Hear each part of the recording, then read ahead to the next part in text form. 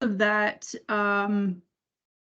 there isn't a chat. I went over this last time. The chat is not available, so please interrupt me, unmute yourself, raise your hand if you want a comment or anything like that.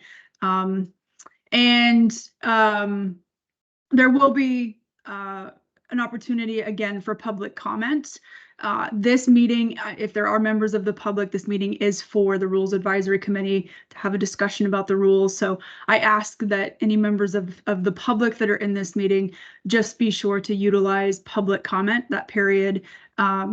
And then otherwise just allow the Rules Advisory Committee to discuss. So, okay. I'm Rachel MacArthur, just in case y'all didn't know, policy analyst here at CJC. My colleague Shelby is also here. Shelby, I'm not going to make you introduce yourself again, but both her and I are taking notes, and so if we're going through something and having a discussion, we may, either Shelby or I may stop you and just ask for clarification on some things. So please be patient with us as we try to get the correct feedback. Okay, just very quickly, I'm just going to go down and just so we kind of get an idea of who is here. Mike Zacher. Hi there. Hello. Amanda Dalton. Here. I'm here. Okay. Aaron Knott. Present. Jill McGinnis. I'm here too. Perfect. Jeremy Gerard. Good afternoon. Patrick Van Orden. I am here. Good afternoon. Good afternoon. And then Michael Slauson. I'm here. And Grant Hartley. I thought I saw Grant as well. Yeah, present. Thank you. Okay. All right. Let's, you all should have received a document this morning. And so if you haven't had a chance to look at that, that's okay. Go ahead and pull it up though. I am going to refer to that kind of as we go through. I do have a few slides, but the changes, the track changes in that document are on so that you can kind of see how we've utilized your all's feedback as we go through this discussion. This is the agenda today. It's very loose. Obviously, there's no breaks in here. If you all need a break, we can take one. I think last time we did not use the full time to have this discussion. Obviously, we do have 2 hours. And so this is just kind of a very loose agenda today. And before we get into anything, I do just want to pause here and allow any members of the public. This would be your time to make a statement. Just please raise your hand, keep your comments between 1 and 2 minutes, and just remember that we are not able to ask any or answer any questions. So just keep your comments to statements only. So any members of the public? I didn't see any, so. Okay. So as you can see by the document that we sent out, oh, Amanda has a question. Go ahead, Amanda. Hey, Rachel, just to get a sense of today, so I was able to see the changes. It looks like there's not a ton of changes. So we can all reiterate the points that we raised to you last time that were or were not successful. Is that your hope for today, or what do you need from us today as we kind of wrap this up? Yeah, so that's a fantastic segue. There's a few things with the changes that we just need a little bit of feedback on. So a few comments from me in terms of feedback that y'all gave, why some things were changed, why some things were not changed. And then particularly what we're going to focus on today is the competitive grant requirements and the competitive application review criteria, because those are where most of the changes were made. And so you all can look and review those changes. And then there's just some clarifying questions that we have and a little bit of feedback that we need from y'all. So that's really it. And obviously you have the entire document, so you can, and we've shown all of the changes that we made. So any other questions beyond that, we can get into, but that's kind of going to be the focus today. So before I get into these changes, I do just want to note, if you look at that document that we sent out, we did not make any changes on the definitions for CBO. Part of the reason for this is we want to keep, as an agency, we want to keep the definition of CBO consistent across grant programs. And so in an effort to do that, our commission has approved this definition. In an effort to kind of be consistent across the board, we tried to capture your feedback for CBOs in the competitive grant application requirements. And so some of these changes in this slide, I've highlighted where you'll see track changes on that document. And so you can see where we've made some adjustments based on your feedback to this particular section. So just a reminder, people can apply, right? CBOs can apply, agencies can apply, but they do have to meet this specific criteria to be eligible. And so this is where we tried to capture that feedback, particularly with CBOs, to make sure that it was clear that if a CBO or other entity does apply, that these requirements are pretty clear and get to kind of that feedback that you gave us last time. So for this, we just need to make sure that it captures what you all were trying to get at in our discussion, and it makes sense.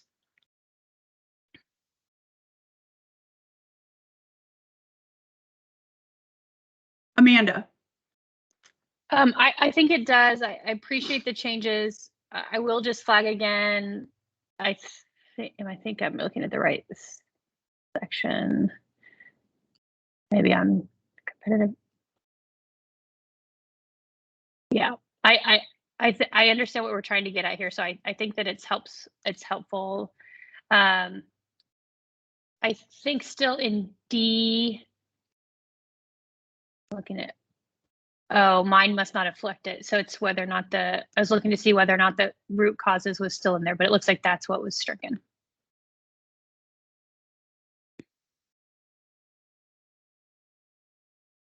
No, it's still there too. So I just would flag that understand the causes of theft,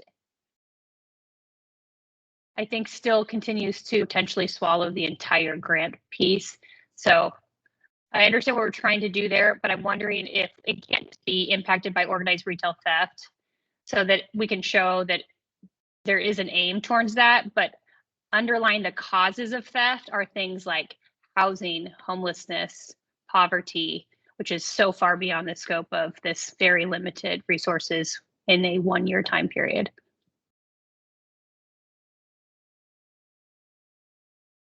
Okay. So is the feedback to not include that, understand the causes of theft?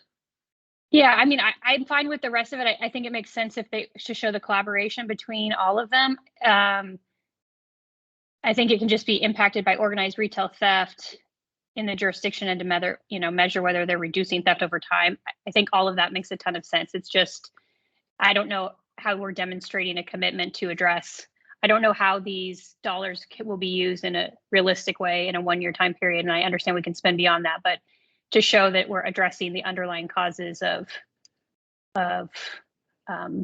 shoplifting is just not really the aim of what we're trying to solve here. Okay. So if I could jump in, I think to understand the causes of theft, in order to ensure that these initiatives are reducing theft over time is the second portion of that. And I think without understanding the underlying causes, it's hard to say that the initiatives, whatever they are actually reducing theft over time. I think that, programs could, like we talked about last time, set up post-conviction programs to, help individuals who may be in organized theft find alternative employment. I think that there are a lot of ways that you can look at that. I mean, also, I think the causes of theft could also be, I think there's a comment about organized crime. And so it doesn't have to be those societal underlying causes of crime. I don't think that this language limits that. So, but in order to in order to test the effectiveness of the program, I think the underlying causes of what is causing that theft is important. Okay, thank you, Grant. Patrick.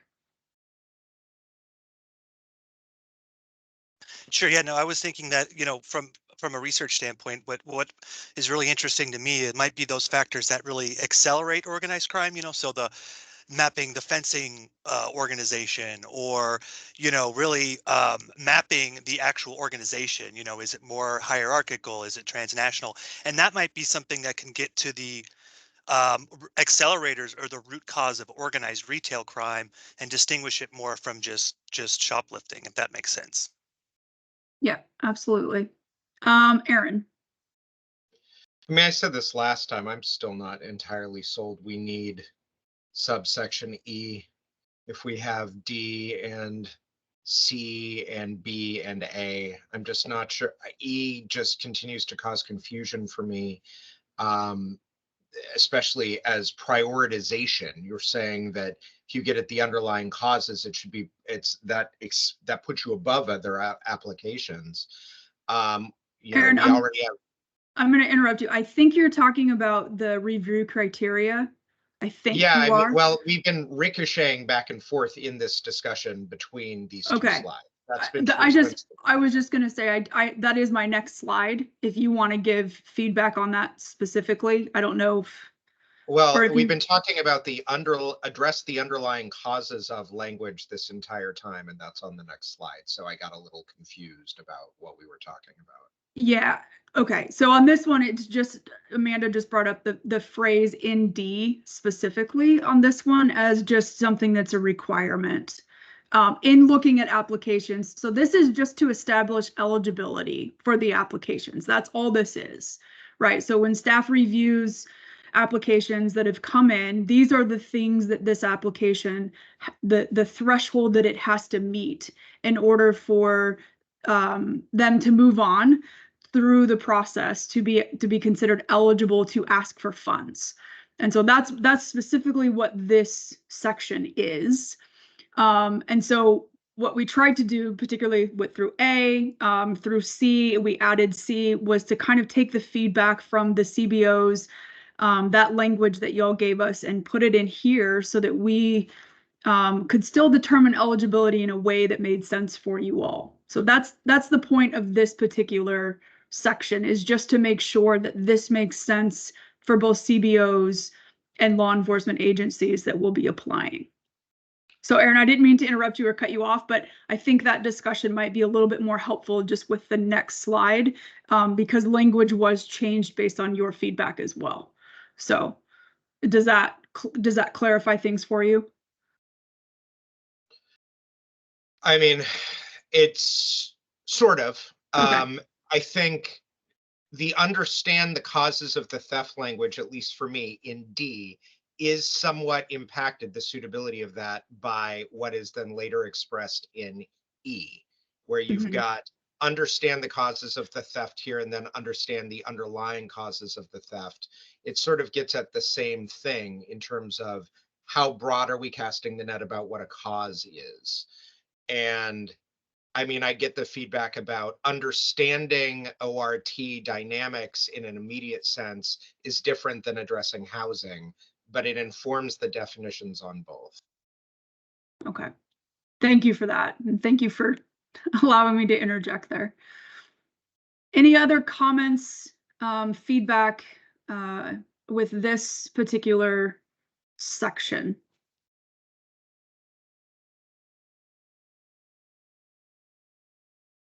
Mike. Yeah, this was just a question that came up. I see it kind of goes back to the definitions of cities and counties. This isn't necessarily limited to law enforcement agencies, correct? Because I've had some folks reaching out from our district attorney's offices, and maybe Aaron can weigh on this, is whether their DA's office would be considering applying for this in any way, or had they considered that, because I want to clarify or have an answer to potentially take back to representatives from my DA's office, whether cities and counties also considers applicants potentially being like from the district attorney's office, whether that's any programs that they're going to be applying for or not. And maybe this is kind of going back to something we probably could have discussed last week, but has been asked to me a couple of times, and I wanted clarification. Yeah, every applicant that applies, so they're not excluded specifically, but every applicant that applies has to meet this right here. They've got to meet these requirements in order to be eligible to move on to request funds. And so we've talked a lot about Ellie, you know, law enforcement agencies and things like that with CBOs as well. But they've got to be able to meet these requirements in a way that then we can say they're eligible to continue. Does that answer your question? Yeah, it does. And by reading this, I was thinking that it would. I just was like, okay, so obviously they'd be participating or coordinating with law enforcement. There'd be collaboration between CBOs and whatnot. I just, if that was one of the things that have been considered at some of the offices about district attorney's offices being applicants as well. So, but I believe this answers that.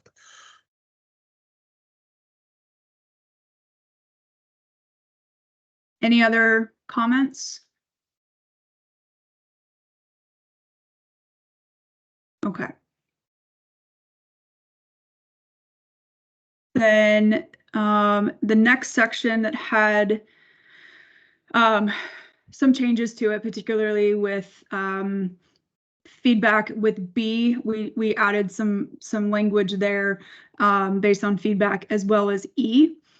And so when we went back, we talked a lot last time about different tracks and set asides and things like that. And when we went back and looked at the language and kind of the intent,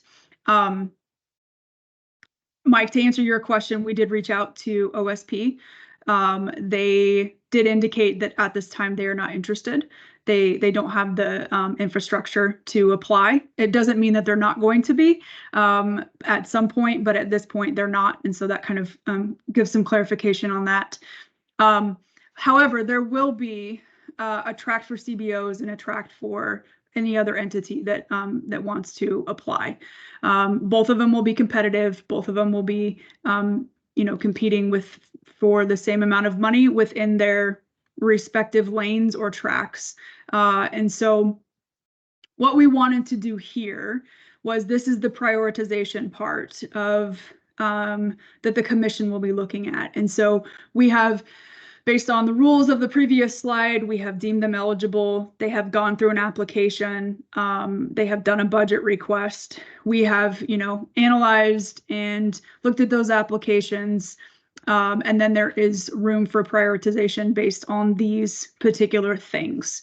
And so with this, we have identified that 4 of these could potentially apply to CBOs without, we didn't think that A could apply to CBOs, and 4 of these could apply to law enforcement agencies or other entities, with E not applying to that group. And so what we want to make sure is, do those 4 for each of those different tracks, is that enough of a, is that sufficient? And is it enough of a filter so that we will be able to prioritize these applications effectively? I guess is the question. And so Aaron, this gets to this is why we kept E in, is because of these different tracks. We need something that identifies CBOs as a prioritization, but they're going to be compared to other CBOs, not other agents, not agencies, not law enforcement. So it is going to be separate, but we want to make sure that that there is enough here to where we can balance out that prioritization, and that there's enough to filter through to determine where everybody lands, if that makes sense. Amanda. I think you're muted, Amanda, sorry.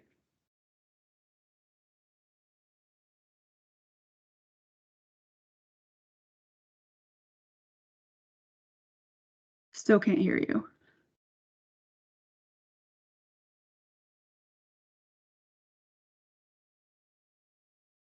I think.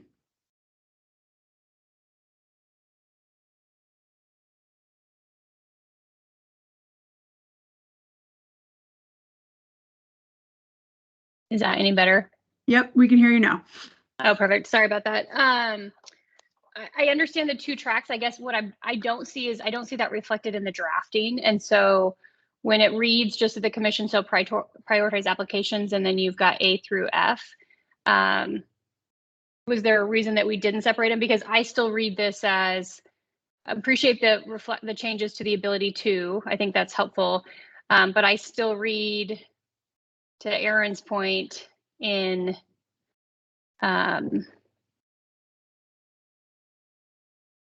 well, a little bit of E, right, that we're showing that they would address. So it's not even an ability to, it's they will address being applicable to all applicants. And again, it's just that underlying causes is such an incredibly broad term and so far beyond the scope of where these funds were intended to go. And I'm just very concerned that there's going to be a very giant CBO request that will eat this very quickly, and law enforcement will have absolutely no recourse to actually use it for how the legislature intended it to be used. Keep in mind that they will be competing against CBOs. And so the priorities, so what we're asking is this sufficient to prioritize? Like, can we go through and prioritize their ask based on whether or not they meet these, right? Is this sufficient for us to determine the prioritization of funding requests from applicants? Does that make sense? So I understand your concern, but the way that this, I guess let me ask this then. Does there need to be more clarity in this section of what applies to LE and other entities and what applies to CBOs? Or is it sufficient with A does not apply to CBOs, E does not apply to law enforcement or other entities, the rest of them apply to both? Yeah, I guess I would just ask, like, why wouldn't A apply to a CBO? I don't know that there is a CBO that in terms of the at risk of physical injury, the public or both, like that to me is very law enforcement driven. Very similar to if you go back to this slide, demonstrate coordination with local law enforcement. This is going to kind of be obvious for local law enforcement, right? And so we put this in here for local law enforcement to meet this, but also for CBOs to be able to meet this threshold as well for eligibility. And so it doesn't necessarily so I guess what we're getting at is, do all of these have to apply to everyone, or does the 4 that apply to CBOs, does the 4 that apply to LE, is that enough to filter when the commission is prioritizing? I'll just share one last point and then others can chime in. I will just say that the CBO that actually testified and supported this absolutely satisfies A and is the underlying intent. So I'm not concerned at all about applying all of them to CBOs. I am concerned about applying E to the law enforcement applicants. Yeah, thank you, Amanda. Orca Or would definitely fall under A, so thank you.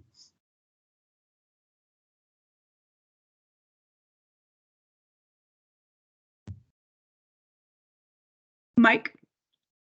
Yeah, I think the difference between addressing or identifying are 2 big things, because obviously these operations, when we go and we engage in these, for people who go and deal with this regularly, it's pretty clear to identify what underlying causes are. If someone's obviously addicted to controlled substances, well, in order to go and obtain more controlled substances, you're going to find an easy cause to obtain some sort of capital to then turn around and obtain your drugs, right? So it's like, I steal because that means I don't have to work, which then I can go sell.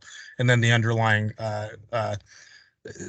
issue there is, well, if there's a market for me to then sell the stolen goods, which they can then turn a profit by selling that to somebody else and bypassing a retailer to obtain it. So it's like, I'm identifying, which my own training and experience tells me what clearly are the underlying causes of organized retail theft. And you can sprinkle that with, well, a lack of housing. I tried to, in order to find a place to stay for the night, to go stay in a motel, I'm going to go steal something. I'm going to sell it to a fence, which will allow me to get into a motel for the night.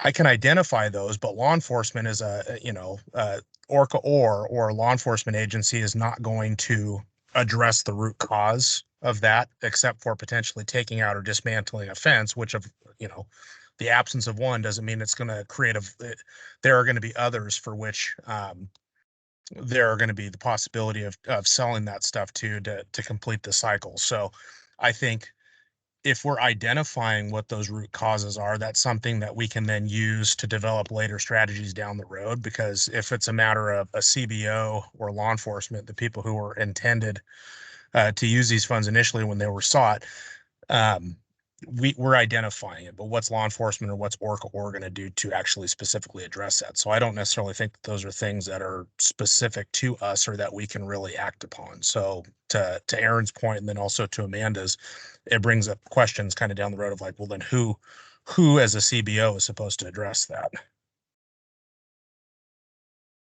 Are you okay? You were specifically talking about E and that? Correct, right? So the Okay. difference between would address versus identify, right? We can identify what the underlying causes are. But for us, law enforcement, we're not going to address the underlying causes because there's only so much that we're capable of doing to combat addiction. There's only so much that we can do aside from targeting fences to take away the markets for them to sell those goods. Correct. Yeah, this is why specifically E would not apply. It would only apply to CBOs. And so that's kind of the difference there is that particular prioritization would only apply to CBOs, not law enforcement. Yeah, because and it just raises again the concern that Amanda brought up about how large of a request would be made by a CBO that I would like to see that does address this, that depletes the funds.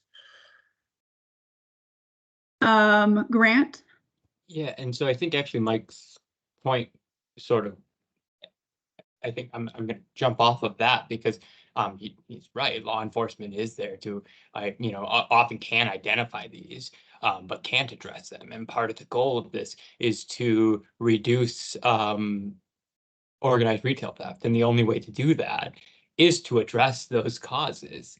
And so I think having a path for a CBO who is seeking to address those underlying causes makes sense. I mean, I doubt that we are going to get as many in that track as we get in the enforcement track. But if the goal here is to reduce organized retail theft, and we acknowledge that law enforcement can't really address those underlying causes, then surely we should have a path for a CBO to attempt to address those underlying causes. And please keep in mind that while E does apply to CBOs, there are also, B, C, and D can also apply to CBOs in terms of prioritization. So it's not just that they meet the priority of E. If a CBO meets the other, I think what we need to know is if that's enough, right? In terms of prioritizing, and it's not necessarily one against the other. It's so we start, Grant, to your point, yes, E establishes that difference, absolutely. But the prioritization of the other points can also apply to CBOs with this process, this review. So Grant, I'm sorry, I interrupted you, I think. No, you didn't interrupt me. I thought of something afterwards, and that is that, states and or counties and cities can apply for this as well. And, frankly, counties and cities are in a position to address the underlying causes, whether it's, through a treatment court or whether it's through specialized supervision. So while, law enforcement will not be on that track, I do see ways that cities and counties can actually meet E as well. Okay.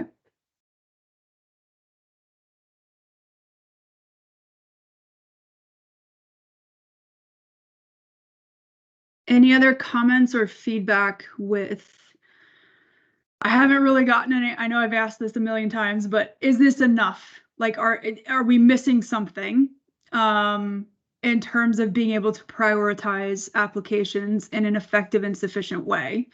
Or is this okay in terms of us being able to filter And by, the commission, when they review this, is it enough for them to be able to filter through and see, and to properly prioritize applications? Is there an element that's missing across these? I think from the enforcement side, it's sufficient. I think that what you're going to see potentially are going to be some creative uses of the funds, like how would these funds be used outside of, say, like overtime funding or whatnot that we would be using to support missions and investigations and everything like that. Some of the things that have been brought up to me or that people have asked about is like, well, what about equipment? If we identify potential property fences, does this include the use of surveillance capabilities, things that we would, so all those, which I would say based upon those requests, I think you could pretty clearly articulate how those resources could be applied for based on what's sitting here. That seems sufficient on my end. Okay.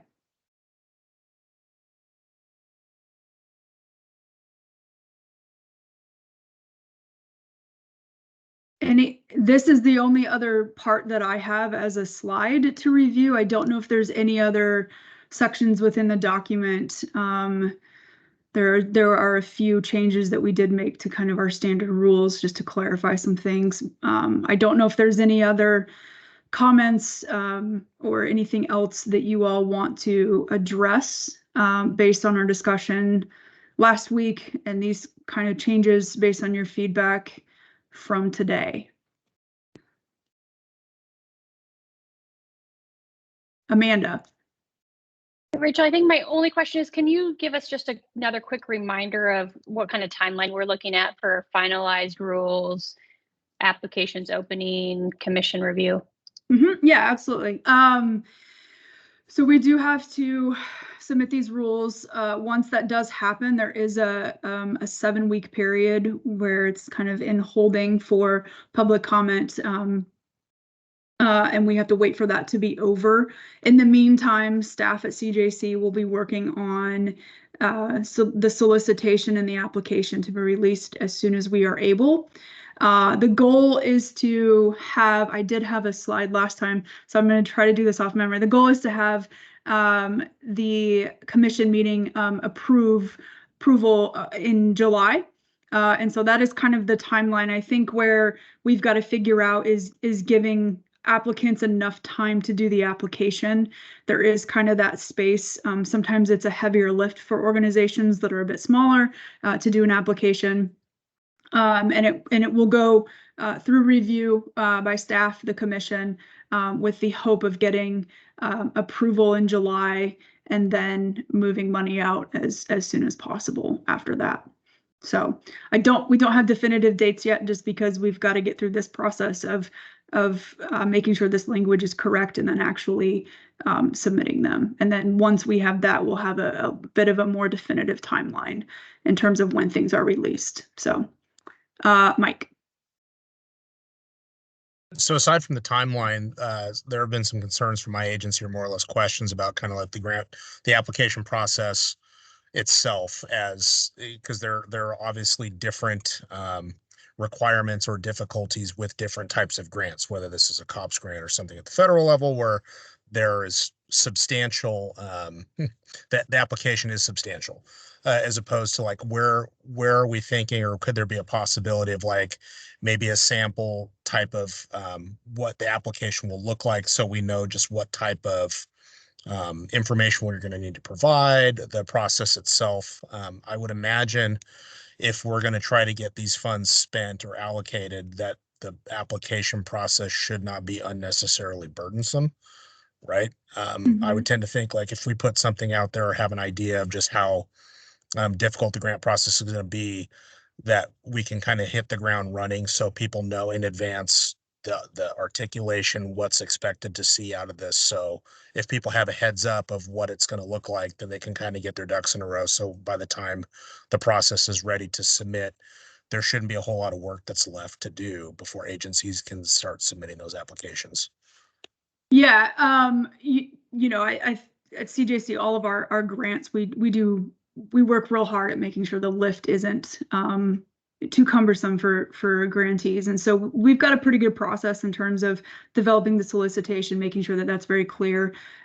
It will include eligibility requirements. It will include what is needed, all of the things that are needed. It will include a copy of the application, questions as well. And then we also, throughout the the application period, can communicate and can't obviously give, this is what you're going to get, those kind of answers. But we can offer some technical assistance in terms of, the one thing that we stress is being very clear in your answers and being very, making it so that we don't have to make any inferences, right? We don't want to have to do that based on an answer. And so if things aren't clear, oftentimes we will reach back out. And so, yeah, I mean, we typically will do a webinar. And so the solicitation will be released. We do a webinar about a week afterwards where we walk through the solicitation, the application, we answer any questions. This is also, which is kind of different than the rest of our grants, but the timing of it is a little bit different, is that while the application is released, the budget request is also going to be released at the same time. We typically do those in parts. And so there might be questions about the budget request form, what to put on there, how to categorize things. We do have a standardized budget request across our grants that have specific categories. And so we answer those questions and we're in communication with them. The application questions will address eligibility, will address the prioritization. We'll get to kind of that information so that we can make the proper analysis, as well as be able to present to the commission so that they can prioritize appropriately. And so we'll be in communication with whoever decides to apply throughout the process, and making sure that there's an understanding of what it entails and what the expectation is.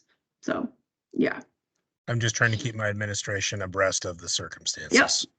Absolutely. I think that, the thing is coming from out of here, when we submit the rules, there is that waiting period. And so when we do have a little bit of a more firm timeline of when things will actually go, Shelby will be sending out an email and just saying, here's what's coming and here are the dates and those kinds of things.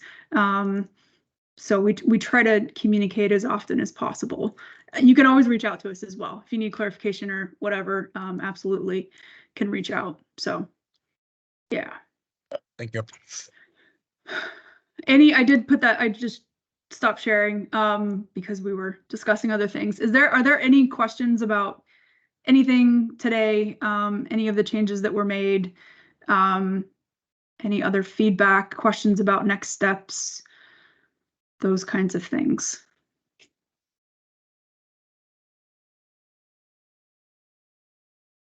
Okay, amazing. Thank you so much for your time. This was a little faster than I was expecting. So I hope you all enjoy the rest of your Friday.